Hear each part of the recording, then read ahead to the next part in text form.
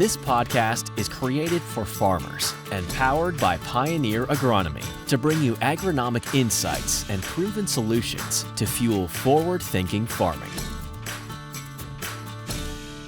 Hello and welcome to another edition of the Indiana Pioneer Agronomy podcast. I'm Carl Joern, field agronomist in Northwest Indiana, and I'm joined as always by my colleagues and co-hosts, Shrader and Ben Jacob. How are you guys? Good, Carl. How are you? I'm good. And Brian? Very good, Carl. Glad to be here this morning. All right, good deal. Well, folks, we have I say this every once in a while, but I consider it a special treat to continue on our series of the Getting to Know Your Pioneer Agronomist. And today we're joined by Jason Geis. Jason, thanks for taking time to visit with us about yourself on the podcast today. Sure thing. Glad to be on here, guys. Good deal. So, Jason,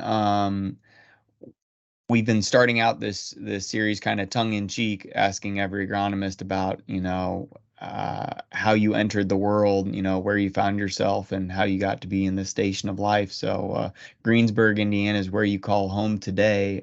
Tell us about where you first put your feet on the ground. Sure. Yep. So I was born and raised here in Greensburg. Actually just built a house here on the home farm in 2021, so I can see mom and dad's house where I grew up from my place. So a little trip after Purdue to get back to what I call home, but feels good to be here. Good deal. So Jason, from Greensburg, Indiana, for folks that don't know exactly where Greensburg is, southeast Indiana, but maybe triangulate them a little bit from there. Yep. So I-74 runs from Indianapolis to Cincinnati, and it's basically right in the middle. Yep. Okay. Good deal. So Greensburg's home, and you said you went up to Purdue. That's where you and I got to meet for the first time when you were working, your master's project for Bob Nielsen. Maybe share with us. Got through undergrad, and then how'd you get talked into pursuing a master's, and how'd you decide who you're going to do it with? Sure.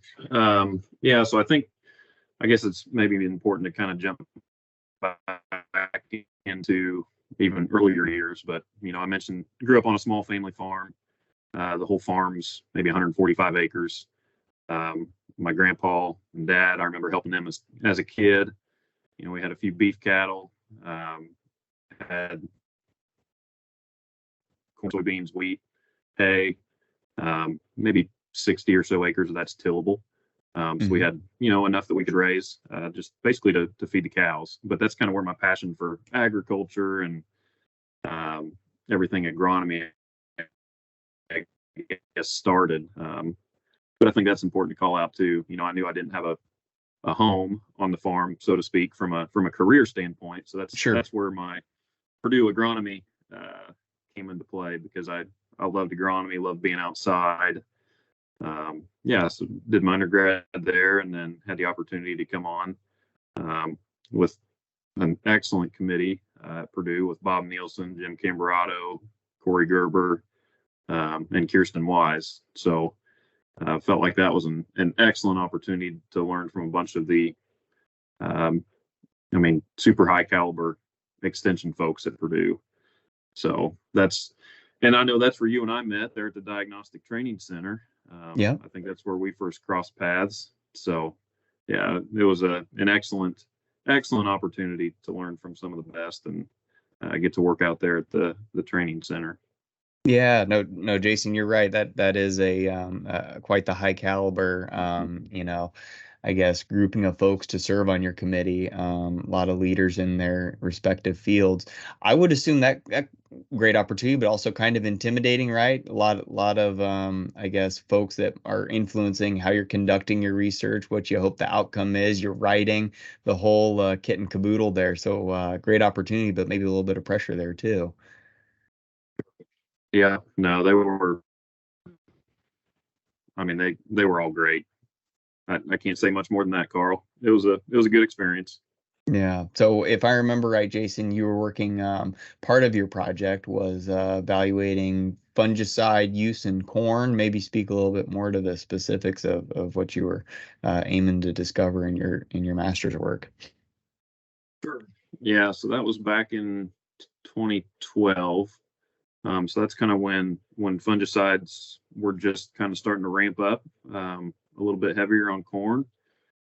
And that's also wanted to talk a little bit more about some of the, I'll call it plant health benefits of fungicides. So that was kind of a key piece of my study, was trying to understand different timings and then some of these plant health benefits besides disease control. So we looked at a handful of different products, both at V5 and then VT, and then a double shot, V5 plus VT. So then measured a handful of different physiological characteristics of the corn just to see what else we could cover. Now let's see here. Brian, Ben, are you guys getting any kind of dropping out of the audio from time to time with Jason? Jason, do you mind maybe you turn off your video, and that might give us a cleaner feed to be able to keep catching the audio? Sure. Give that a shot anyway. Good deal. All right. I can try calling in if you want me to. Well, we'll see if this works, and then if not, we could always bring that nuclear option into the fold. That sound fair? Sounds good. Okay, good deal. So starting back up here. So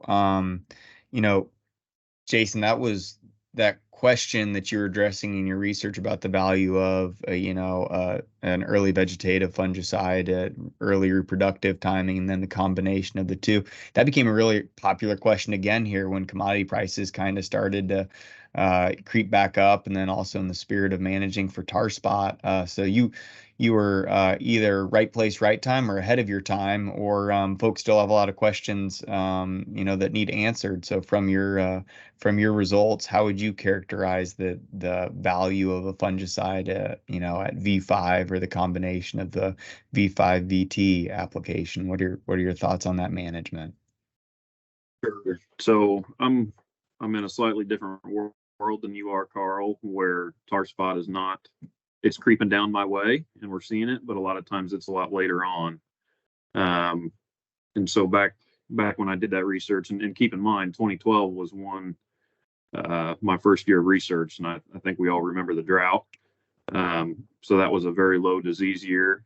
But if I remember correctly, my V5 results would mirror what we've seen within Pioneer as well. Much less chance of seeing a positive yield response that early, and tassel timing was more likely to see a response. And then the biggest responses followed disease severity. So, I think down here in my part of the state, I still don't see a strong benefit in doing a V5 fungicide. That's just too early.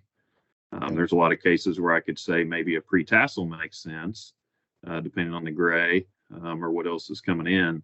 But most of the time, the later the fungicide, the bigger the response, at least for me down here. And that mirrors what we saw in my research back in grad school. That's good to hear that the initial results, your initial findings, kind of mirror what we all experience out in the field more times than not.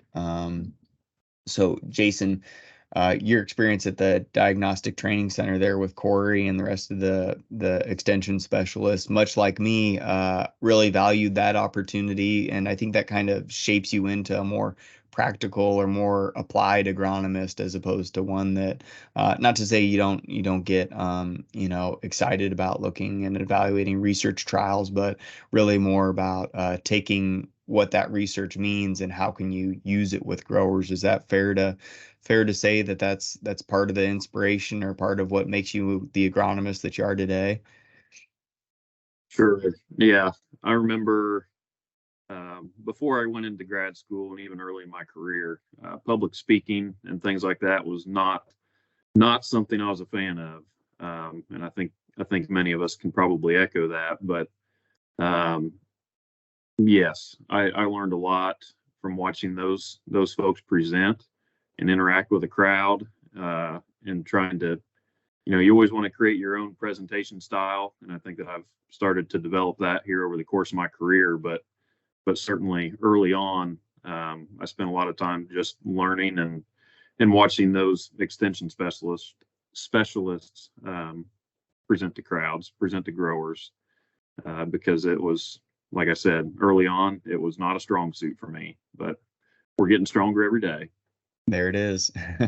So, Jason, good opportunity to learn from that experience. And then once you got done with your graduate degree, maybe tell folks a little bit about your journey to get from that point in your life to today. Sure. Yeah, so right out of grad school, I took a job with Bex and moved to Noblesville, and spent 5 years working there.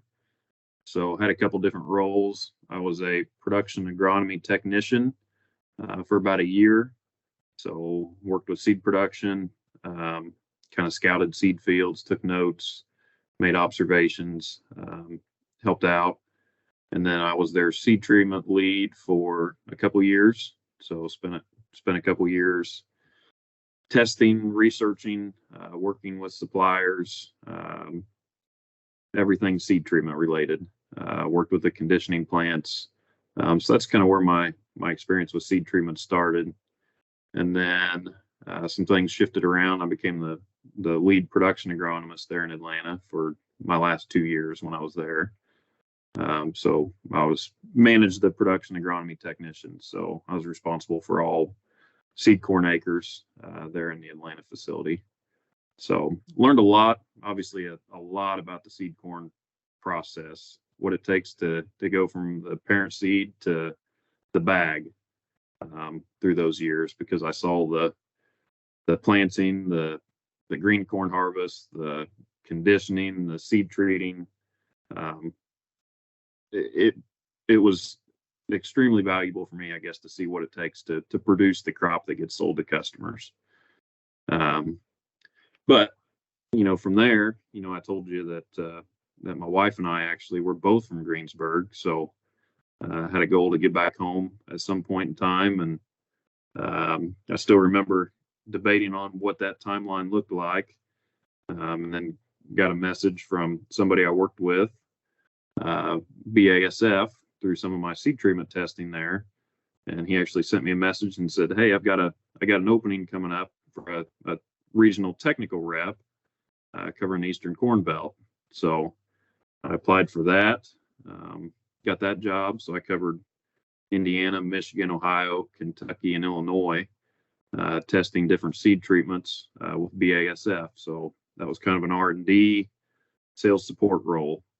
So worked with a lot of the universities, putting out field trials, testing early active ingredients, and then help support sales through retail, and then even with seed companies. So did that for 2 years, and my wife and I moved back to Greensburg as soon as I got that job.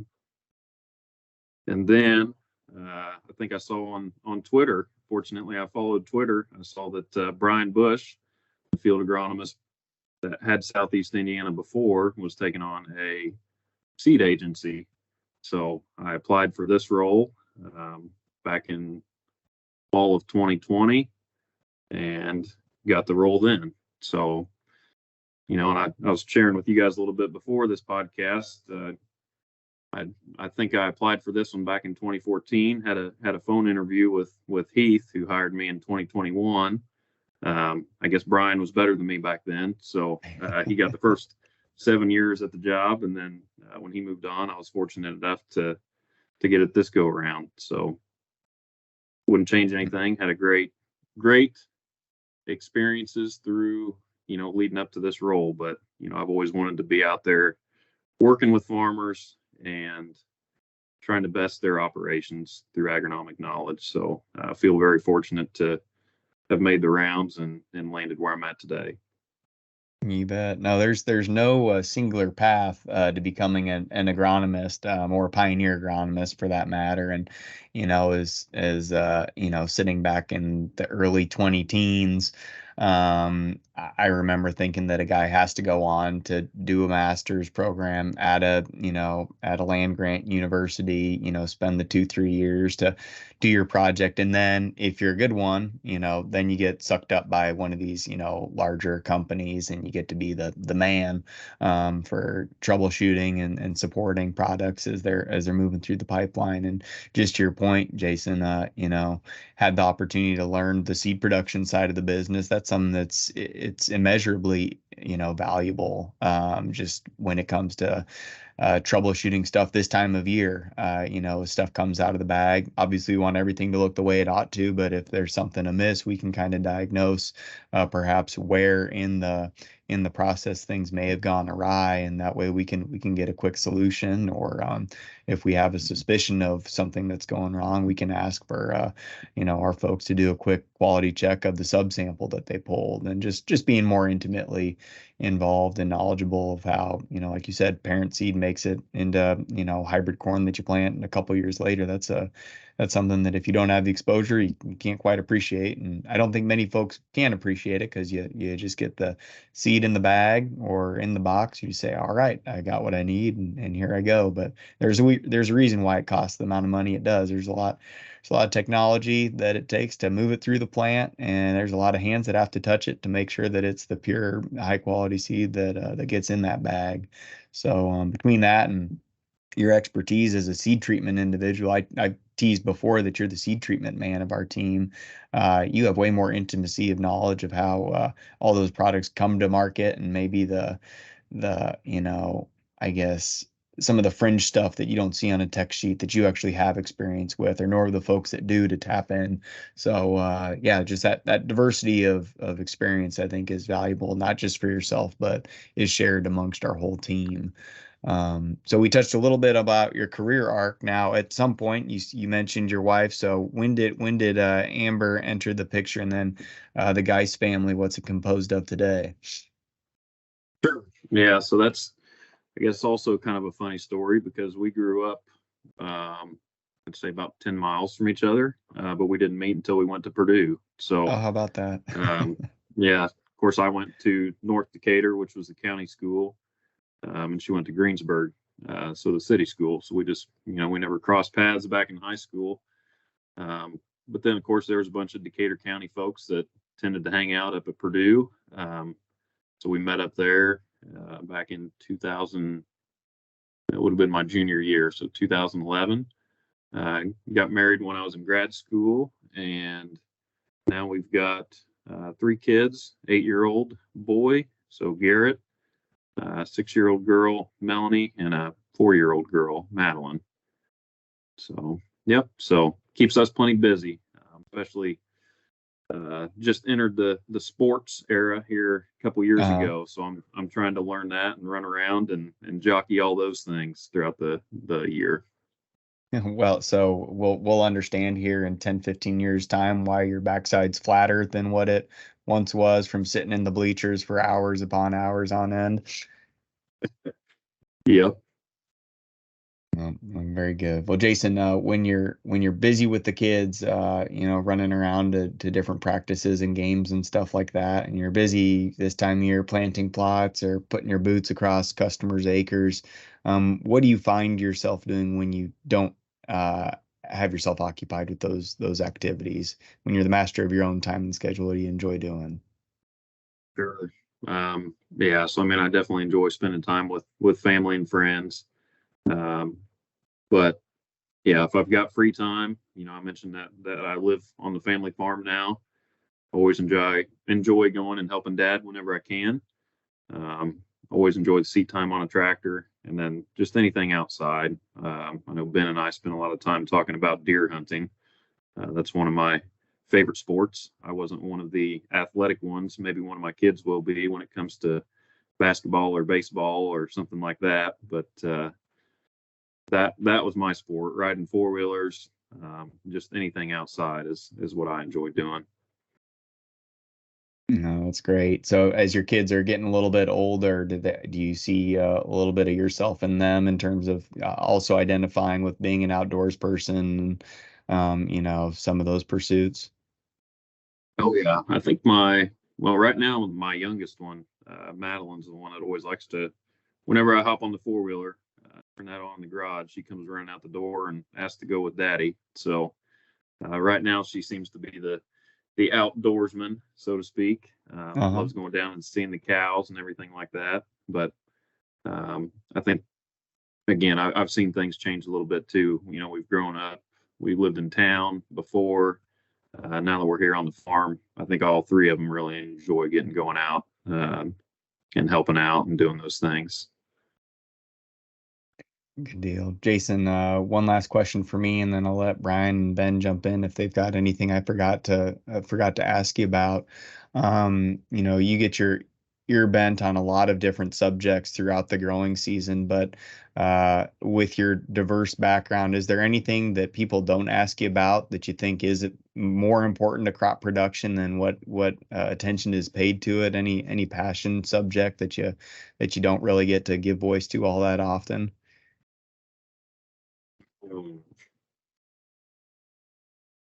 Good question, Carl. I do think that that's one of the things that I do enjoy is that it's intimidating, but enjoyable at the same time, right? It keeps you learning because you never know what kind of question is going to come across throughout the growing season. I don't have a great answer on what I'd like to spend more time doing.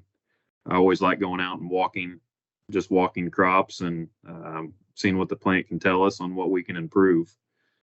So I don't know that I can narrow it down. I just enjoy going out and seeing what we can do on every individual operation to try to make things better next go around.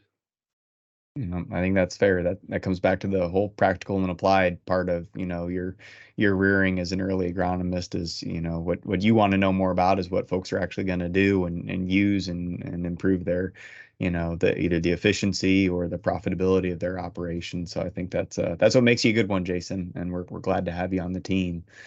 Ben, Brian, anything that I left untapped here of the Jason Geis gig?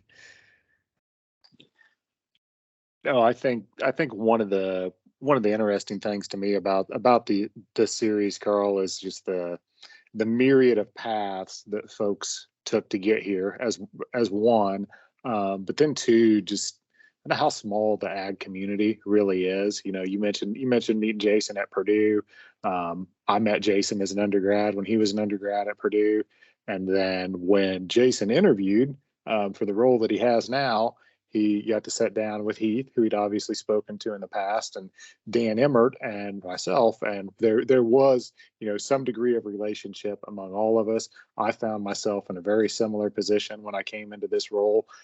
So I guess maybe, you know, the key point in saying that is if you are a young farmer or have young farmers that are going to be pursuing professional careers outside of the farm, going to university, keep in mind and encourage them that the network they build, really starting from day one, if they go to Purdue, has the potential to impact their career down the line.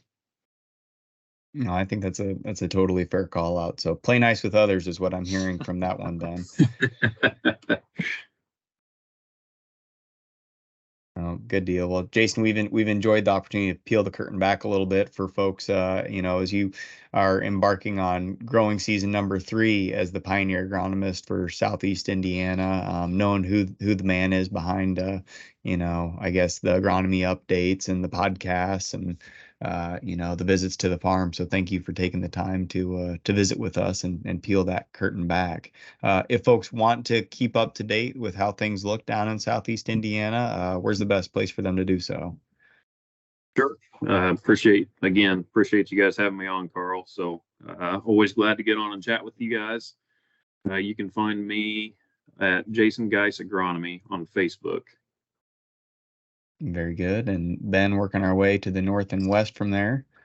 Yep, you can find me on Twitter at the Ben Jacob or on Facebook at Ben Jacob Agronomy. Mr. Shrader? Yep, you can find me on Instagram at B_K_Shrader. And Carl, how about you? Yeah. If you want to know what's happening in Northwest Indiana, you can follow along on Twitter at Joern or on Facebook at Joern Agronomy. Until next time, folks, thanks for listening to this edition of the Indiana Pioneer Agronomy podcast, and we'll catch you next time. Thank you for listening to this episode from the Pioneer Agronomy team. Be sure to visit pioneer.com/podcasts to access additional episodes and learn more about our extensive on-farm data and innovative digital tools that are fueling forward-thinking farming.